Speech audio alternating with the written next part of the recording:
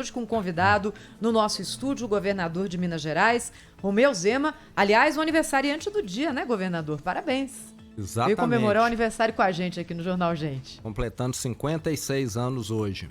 Governador, na eleição agora, 2020, o prefeito de Belo Horizonte, Alexandre Calil, tem despontado nas pesquisas ali como um candidato com possibilidade de levar já no primeiro turno. O candidato do Partido Novo, que é o partido do senhor à prefeitura, Rodrigo Paiva, ainda está ali numa condição de voto, segundo as pesquisas, na casa dos 2%. O que está acontecendo lá, hein, governador?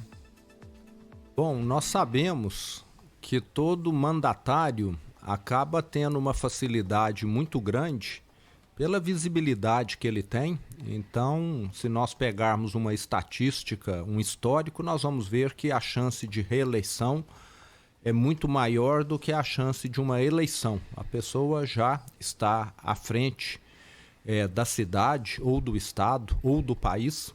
E essa situação está se repetindo em Belo Horizonte, como em muitas outras cidades, tal como aqui em São Paulo, que eu estou vendo que o atual prefeito também tomou a dianteira das pesquisas.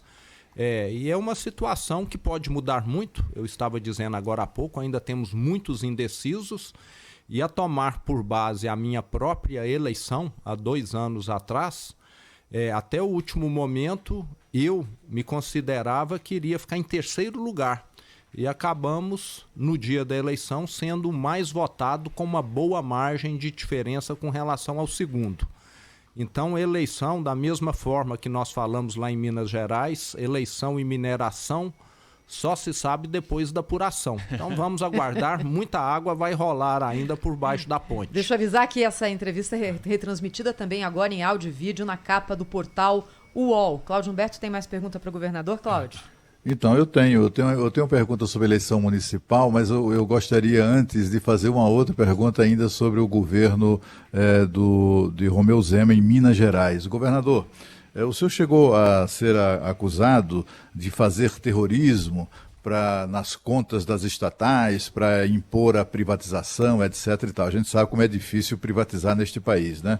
Eu gostaria de saber, na verdade, o terror estava nas contas mesmo, né? E não na intenção de privatizar as empresas. Eu gostaria de saber como é que está o programa, o que foi feito até agora e o que os mineiros devem esperar do seu governo do ponto de vista da privatização de estatais.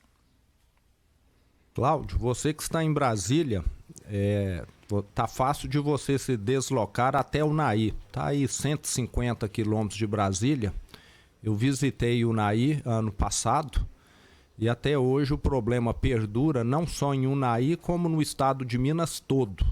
Uma falta crônica de disponibilidade de energia elétrica. Aí na cidade de Unai, no noroeste de Minas, que é uma das regiões que mais produzem grãos no estado, nós temos vários pivôs centrais instalados há anos que não funcionam porque até hoje não foi disponibilizada a energia elétrica prometida, assinada inclusive lá atrás pela CEMIG. A CEMIG, que sempre foi uma empresa exemplar, importantíssima para o desenvolvimento do estado, nos últimos anos ela se tornou um obstáculo, porque várias empresas, vários produtores rurais gostariam de ampliar a sua capacidade produtiva ou de se instalar no estado e não conseguem porque a empresa está sucateada. E para ela ter o seu parque, a sua infraestrutura colocada em dia, ela precisaria de investimento superior a 15 bilhões de reais. E ela é controlada por um estado quebrado, que nos últimos anos sangrou ela ao máximo. Nós temos tentado contornar essa situação, já melhoramos muito. Hoje a empresa está investindo muito mais do que no último governo, mas a solução definitiva, eu tenho dito, virá com uma privatização da empresa. Eu até menciono que o Estado não precisa vender a parte dele. Ele pode manter a sua parcela na empresa, mas ela precisa de um aumento de capital que vai diluir aquele percentual que o Estado detém hoje. Seria uma ótima solução. E com relação à Copasa, o raciocínio não é diferente. Nós temos muitas cidades onde o saneamento, o tratamento de esgoto não está implantado. Então nós temos, não é uma bandeira ideológica, é uma questão de realismo, duas opções. Ou nós continuamos tendo essa falta crônica de energia elétrica de saneamento com empresas estatais, ou nós recebemos investimentos do setor privado para resolvermos essas duas questões. Lembrando que o Estado sequer hoje tem condição de pagar a folha de pagamento em dia. Eu estive em Brasília antes de ontem para ver questões da privatização da Codemig, que é uma outra estatal de Minas que detém os direitos de mineração do nióbio, para que nós possamos ter condição de pagarmos o 13º salário. Caso contrário, não há previsão de pagar o 13º. Então, um Estado quebrado, que geralmente foi mal administrado, continuar gerindo esses ativos e deixando de atender o setor produtivo e mesmo a população, tem muitos bairros em Minas Gerais, regiões que ficam sem energia elétrica porque a infraestrutura está caindo aos pedaços. Então é uma necessidade. Eu tenho dito que não é mais quase que uma escolha. Estamos caminhando para a necessidade. Governador Romeu Zema de Minas Gerais conosco aqui no Jornal Gente da Rádio Bandeirantes. O senhor é a favor da vacinação obrigatória do coronavírus, governador? Não, eu sou favorável que as pessoas sejam conscientes e vacine quem quiser. Mas eu vejo que é algo que o brasileiro vai fazer naturalmente. Não existe lei que impõe a nós tomarmos banho e escovarmos os dentes. E eu acho que quase 100% faz isso. Em relação à eleição municipal, né, que foi um assunto que a gente tratou aqui, claro que todos os partidos políticos, todos os grupos políticos estão de olho na Prefeitura de São Paulo, que é a maior cidade do país. Aqui o partido do senhor, o Partido Novo, tem um problema, né? Porque tem um candidato que quer ser candidato, o partido o expulsou, a vice renunciou, tá um imbróglio jurídico, ele está tentando na justiça continuar a ser candidato. Como é que o senhor está acompanhando essa discussão e quais são as informações que o senhor tem aí do partido a respeito do caso que envolve o candidato Felipe Sabará? Pedro, como governador de Minas, eu e os outros parlamentares do Novo temos acompanhado isso à distância, até porque o nosso estatuto impede a participação nossa em decisões do partido. Quem é mandatário presta contas ao partido do que está fazendo no seu cargo. Então o partido tem lá o seu conselho de ética, etc., que tomam essas decisões e eu acato. Eu posso dizer o seguinte, eu estou na política hoje por causa do Partido Novo, eu me sinto confortável. De todos os partidos, eu tenho certeza, ele é aquele que mais age com lisura. Isso eu falo porque a prestação de contas do Novo é impecável. Agora, ele, como qualquer instituição, não é perfeito. Talvez ele tenha feito escolhas de algum candidato que não deu certo. Conheço o Felipe Sabará, gosto dele e lamento que tenha acontecido esse fato aí.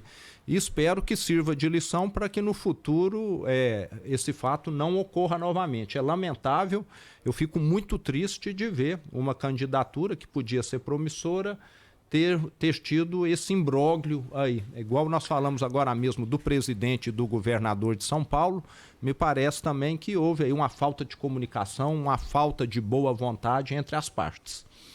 Governador, voltando a Minas Gerais, eu queria saber do senhor o seguinte, qual a expectativa do senhor de desempenho do seu partido, o Partido Novo, nas eleições municipais em todo o estado de Minas Gerais? São cerca de 800 municípios, é muito candidato a prefeito, imagina a quantidade de candidatos a vereador para orientar, para liderar nesse processo. Qual a sua expectativa?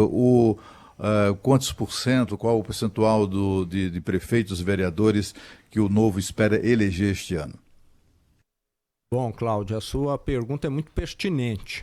São 853 municípios, mas foi decisão do partido disputar eleição para prefeito em apenas 3. Na minha opinião, eu cheguei a discutir com o partido, apesar de não ter voz nas decisões, que eu gostaria que tivesse sido em 15, 20 cidades, o que já seria tímido. Mas o partido acabou optando por 3 e vamos estar disputando vereadores em 5. Vale lembrar que todos esses Que prefeitos... horror! É como se o partido não tivesse a ambição, né, de conquistar a gestão pública das prefeituras. O partido está aprendendo, viu, Cláudio? Eu sou muito otimista, nós somos um partido como uma startup aí. Temos um grande potencial, mas agora o partido está com um novo presidente que tem uma visão um pouco diferente dessa anterior, que eu também discordo, deixei claro ao partido, mas acatei, estou dando o maior apoio que posso para esses 3 candidatos. Eles enfrentam dificuldades que, da mesma forma que eu, todos eles vêm do setor privado, são todos inexperientes em campanha política, estão disputando a sua primeira campanha, mas nós estamos começando um projeto de longo prazo, é nisso que nós acreditamos. E com certeza vamos conseguir eleger vários vereadores nas 5 cidades que nós estamos disputando. E quando nós elegemos vereador, de certa maneira as mudanças começam a acontecer. Existe hoje disponibilizado pela internet aquele ranking dos políticos que mede o desempenho dos deputados federais. E se você pegar os primeiros colocados, quase todos são do Partido Novo, porque o nosso pessoal é o que menos gasta, nós somos aqueles que mais economizamos recursos públicos em todos os sentidos e os que mais produzimos. Então é isso que os parlamentos no Brasil precisam. E quando entra um vereador nosso, como aconteceu em Belo Horizonte, ele já começa a causar desconforto nos demais devido à maneira dele atuar e acaba sendo um agente de transformação. Mas o partido realmente, eu já falei, precisa rever a forma de atuar, porque caso contrário nós vamos levar tempo demais. E é melhor você ir com um pouco mais de ímpeto e estar corrigindo os erros, porque não é o excesso de zelo que vai fazer que o erro seja evitado, como foi mencionado aqui o caso de São Paulo. Governador Zema, o senhor falou em 854 municípios em Minas Gerais. 853. 53. Não é muita coisa, não, governador? Isso aí não encarece e burocratiza demais a estrutura administrativa do Estado? Com toda certeza, Thaís, o presidente Bolsonaro foi muito criticado que ele lançou, uma proposta aí de extinção de municípios. Eu não sou favorável à extinção de municípios, mas posso dizer que sou muito favorável à criação de algo que nós sabemos que existe em outros países, como nos Estados Unidos, que são condados, que é como se fossem comarcas, aonde o município continua com a sua individualidade, mas ele passa a compartilhar uma Câmara Municipal só, uma Secretaria de Educação, de Saúde. Em Minas Gerais, nós temos um município que tem 850 habitantes. 1% dele agora vai ser eleito como vereadores, que o número mínimo de vereadores é 9. Esse município, ele é muito menor do que muitos condomínios aqui em São Paulo. Qual que é esse município, governador? É Serra da Saudade. E tem certamente não arrecada nem para pagar os vereadores, né, governador? Não arrecada nem para pagar. Então, o Brasil criou uma estrutura, vai lembrar que isso foi na época dos militares ainda, de vereadores remunerados, e nós deveríamos ter algo em municípios pequenos semelhantes a condomínios. Quem é aposentado, quer contribuir, quer fazer um trabalho voluntário, e tem muita gente assim que poderia estar contribuindo.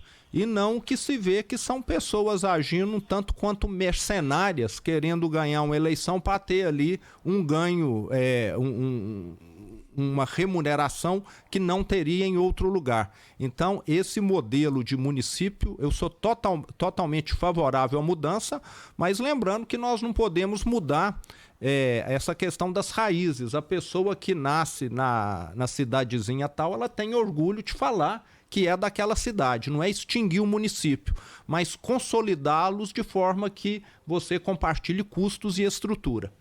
Nós recebemos hoje aqui no Jornal Gente da Rádio Bandeirantes o governador de Minas Gerais, Romeu Zema, do Partido Novo, que conversou sobre vários assuntos conosco e com os nossos ouvintes. Muito obrigado pela entrevista, governador. Boa sorte para o senhor. Até uma próxima oportunidade aqui na Rádio Bandeirantes. Eu é que agradeço, Pedro, Thaís, Cláudio Humberto. Foi um prazer estar aqui com vocês. Com certeza teremos outras oportunidades. Bom dia a todos. Muito obrigada.